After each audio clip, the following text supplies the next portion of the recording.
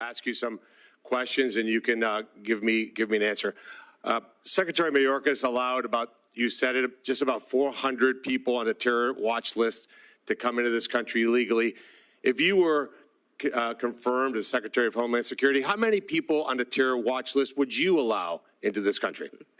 Well, Senator, we would work every single day until we had that number was zero. And if you look at the previous Trump administration over his entire 4 years, in comparison to Joe Biden's number, President Trump, it was 11 that were then removed from the country and faced consequences. When you look at the 382 that Joe Biden has let in and the policies continue, is shocking and needs to be changed immediately.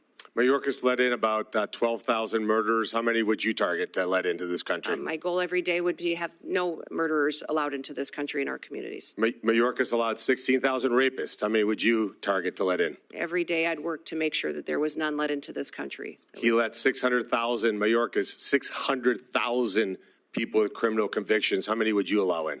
We would work every day to make sure people are safe and that those with criminal convictions are immediately removed. How many private jets would you have the United States taxpayers have fly into foreign countries to pick up people to bring them here? Yeah, Senator, we will no longer be undertaking that mission at the Department of Homeland Security. So not 700,000 individuals on private jets over the last 4 years. You would not have any? No. I'll be working with President Trump to put in place his agenda in adherence to our federal laws. And how many illegals will you plan to house in luxury hotel rooms in Manhattan at a cost of $6,000 per month? Sir, clearly, Senator, during this election, the American people said they did not support that and that would not be a part of this new administration. How about sex change operations for illegals? How many of those would you suspect you would fund? Senator, I believe that the Department of Homeland Security will be reevaluating its mission in this country to not allow that going forward under President Trump's goals.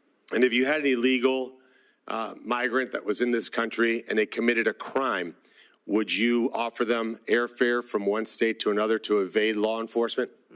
Sir, I will be following this nation's laws and the Constitution and make sure that all laws are adhered to. And if you had been the head of the Department of Homeland Security a year or so ago, would you have closed a detention center in Georgia that would have allowed the release of somebody charged with a crime? Sir, I don't have the specifics to that situation, but certainly that would not be something that I would want to have under my watch. So just to be clear, Lakem Riley would be alive today if you had been the Secretary of Homeland Security. Senator, my hope is that that would be true, yes. Let's switch to another part of the disgraceful immigration laws that Biden and Mayorkas, who objectively, by the way, has been the worst cabinet member ever in the history of the United States of America. Let's talk about temporary protective status. Temporary being the operative word. Mayorkas and Biden just extended temporary protective status again through 2027. Will you continue to corrupt TPS to allow some sort of open borders agenda? And will you use hot weather of 80 degrees and sunny beaches in El Salvador as a reason why people have to stay in America and not safely return? Yeah, Senator, this program has been abused and manipulated by the Biden administration, and that will no longer be allowed to allow that and these extensions going forward the way that they are. The program was intended to be temporary, and this extension of over 600,000 Venezuelans as well is alarming when you look at what we've seen in different states, including Colorado, with gangs doing damage and harming the individuals and the people that live there. And in terms of our border, like the physical border, I've been there many times, you've been there many times. Who should be in charge? Who should have operational control of our border? The United States government or the Mexican drug cartels? Oh, Senator, the United States needs to control our borders and secure them. So if this were a job interview in the private sector, and you had somebody like Alejandro Mayorkas in charge, and we had the opportunity to upgrade to you, this would be the greatest upgrade in history of the United States of America. But I'm going to end my time with a startling statistic and actually a challenge to the Democrat Party.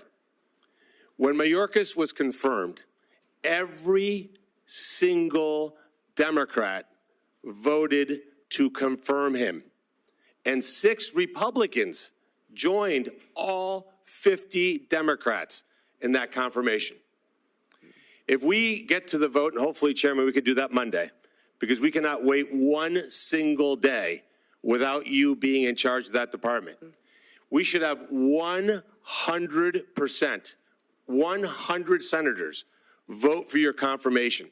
This will be the litmus test, in my mind, as to whether we have a Democrat Party that's actually serious about doing bipartisan things like securing this country and protecting our citizens.